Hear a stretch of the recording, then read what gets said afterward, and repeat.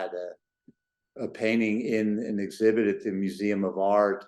And for some reason, he was really unhappy with how it was presented in the museum and in the exhibit. And she told me, and I assume it's true, that he literally walked into the exhibit, took the painting off the wall, and walked out. Can you imagine? He could take a pencil in each hand and he would write something to the right in the right hand, and the left hand would be going to the left and mirror writing what he was writing with the right. Yeah, I thought that was astounding. He painted what he wanted to paint. He resisted. He wasn't interested in being a modern artist. And he was in New York with a lot of pressure to be, avant-garde. But that to me was Clark. Back then it was really kind of ballsy of him to say, oh, I think I'll be an artist. That took a lot of courage. Oh, my father said, he's an artist, you'll end up supporting him. Little did he know. He was a mentor to me. I was coming from Argentina, and he's like, no, you're an immigrant, but you're gonna believe in yourself and you can do it. And for me, it was, I don't know, a privilege all around. More of the Western stuff and the Indian stuff, and you had to paint these particular scenes in this particular way, and he never did that.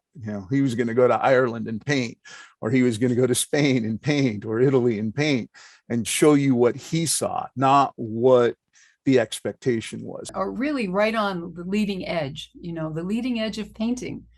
A man in the 60s doing landscapes, right? I mean, not a lot of that was done at the time, but he was still cutting edge with it.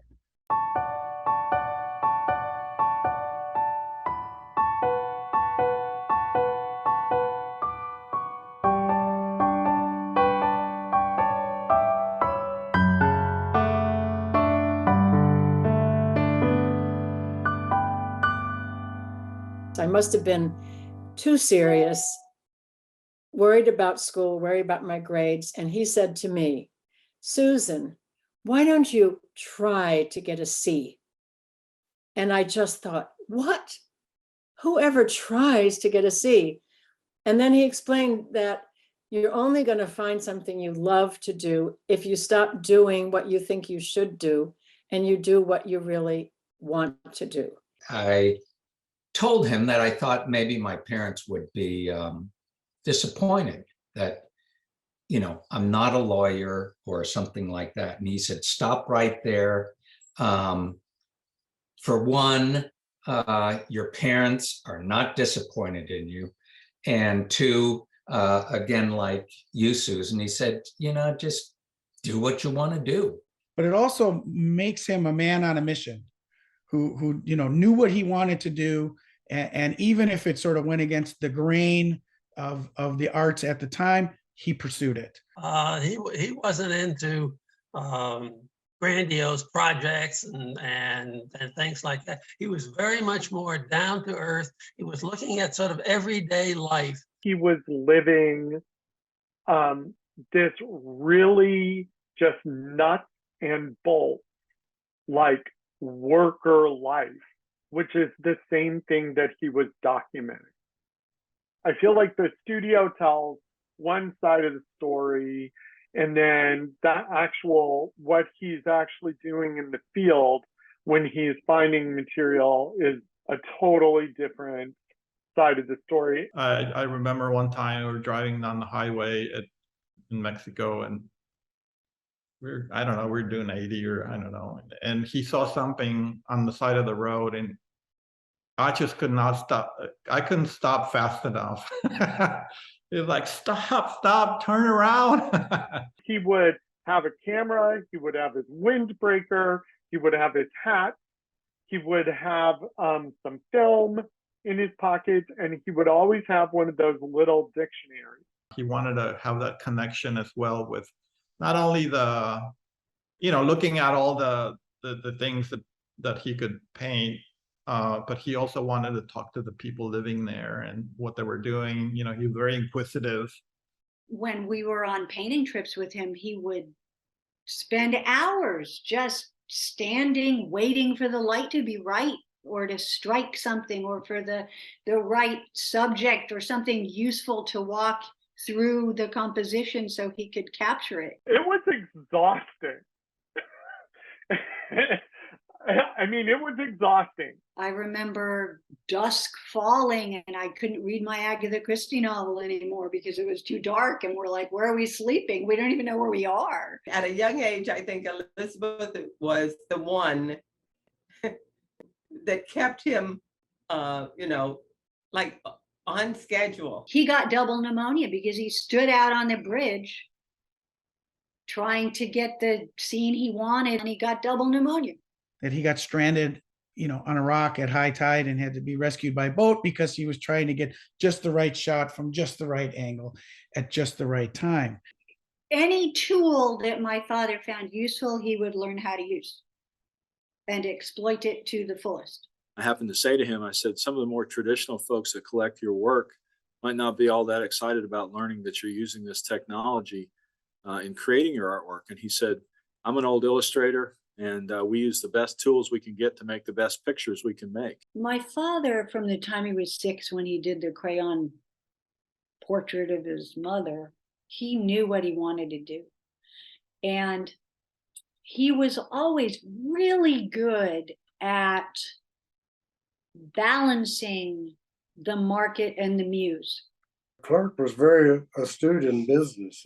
I tell you, he didn't go into a show or to a situation, but what he pretty much knew the outcome already, because he would do little behind the scenes things with, collectors, which is good. It's just good business to do that. He was very keen on fairness. He hated going to art shows where things had been pre-sold and there were red dots everywhere, because he felt it wasn't right, that somebody behind the scenes had gotten to buy something and other people didn't get a shot at it. So as soon as he had enough control, he always had what he called the drop box method. And boy, everybody in the industry hated that, but my father really stuck to it because he felt that it was only right, it was only fair. He would sell his paintings directly from his house. Collectors would come and they'd look at the painting and they get to know each other. Starting the late 70s, auctions really started taking off as almost a new way of doing business in the visual art world. And he was like, why can't I just put my painting in directly without a representative? So he did. He was, working with clients and selling privately, and there were, waiting lists for his work. And it was a real thrill when we were able to, bring him into the gallery as one of the artists. My wife had an art showing for him once, and I'd never seen anything like it. The whole show sold out, and they had to put boxes up, and you put your name in a box, and if you were lucky enough to win, you got to buy the painting. It was highly unusual. Hell, even at auctions, they don't sell everything out. He wanted to really get to know how we would work and, understand the gallery well before he would bring a painting in. Then he negotiated the percentage that he would give and said, instead of the percentage you want, I'll give you less, but I'll split the cost of advertising with you, because that ensured they would do some advertising. I think his legacy is ongoing. He was a businessman who was an amazing painter. And those two, of course, were the whole reason and inception for the Fountains of Fun, which is now the foundation. We had a lot of mottos in my house when I was growing up. And one of them was, goodness is its own reward. And I think my dad got that from Haverford College, which is a Quaker school. That's where he went to college.